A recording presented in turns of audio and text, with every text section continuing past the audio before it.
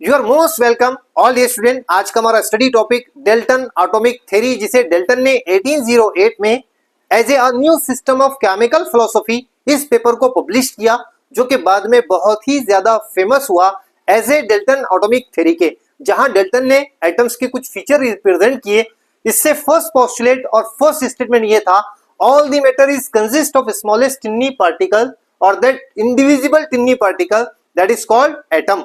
यहां इसने कहा था जो सॉलिड लिक्विड गैसेस, ये सारे जो टाइप के मैटर्स हैं, छोटे छोटे टिन्नी इंडिविजिबल ना टूटने वाले पार्टिकल से बना होता है और उस छोटे पार्टिकल को एटम कहते हैं।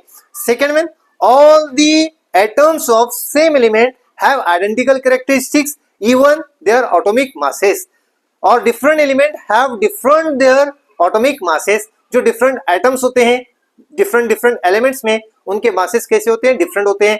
और यहां पर कहा कि अगर कोई सेम एलिमेंट है जैसे कार्बन, इसमें जितने भी टाइप के एटम्स होंगे, जितने भी एटम्स होंगे कार्बन में, सारे ही एक जैसे, सबकी आइडेंटिकल प्रॉपर्टी होगी, इवन उनके मास भी कैसे होंगे, सेम होंगे। जैसे आपने अगर यहाँ कार्बन का एक पीस लिया तो वहां पे एलिमेंट का, उसमें आप देखोगे हजारों लाखों करोड़ों कार्बन के एटम्स होंगे, वो सबके सब आइडेंटिकल यानी एक जैसी प्रॉपर्टी शो करेंगे। इवन के उनके मासेस भी सारे ही एटम के कैसे होंगे, एक जैसे होंगे।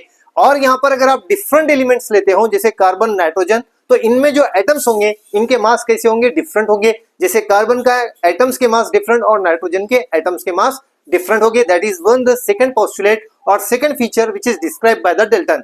Now next one, when the different atoms combine in a fixed ratio they can form a molecule or compound। अगर यहाँ पर इसने कहा था थर्ड फीचर्स में, ये जो छोटे छोटे एटम्स होते हैं अगर फिक्स रेशियो में अगर कंबाइन होते हैं तो ये क्या बनाते हैं, कंपाउंड बनाते हैं, मॉलिक्यूल्स बनाते हैं। जैसे वाटर में आप देखोगे अगर 2 हाइड्रोजन और सिंगल ऑक्सीजन कंबाइन होगा तो वाटर मॉलिक्यूल बनेगा। ऐसे ही यहाँ पर इतने ही प्रोपोर्शन में अगर हाइड्रोजन और ऑक्सीजन कंबाइन होंगे तो वाटर कंपाउंड बनेगा। ऐसे ही ग्लूकोज, ऐसे ही जितने भी केमिकल होते हैं ये प्रोपोर्शन में फिक्स अगर यहाँ पर एटम्स कंबाइन होते हैं तो कंपाउंड बनाते हैं।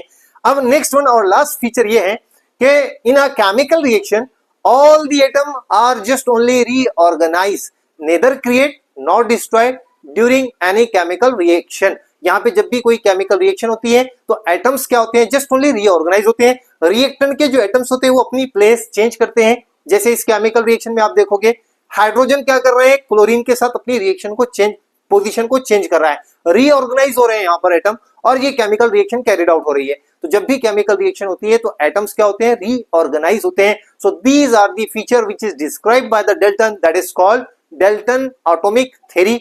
और एक्सपेक्ट करते हैं कि ये पोस्टुलेट्स, ये फीचर जो डेल्टन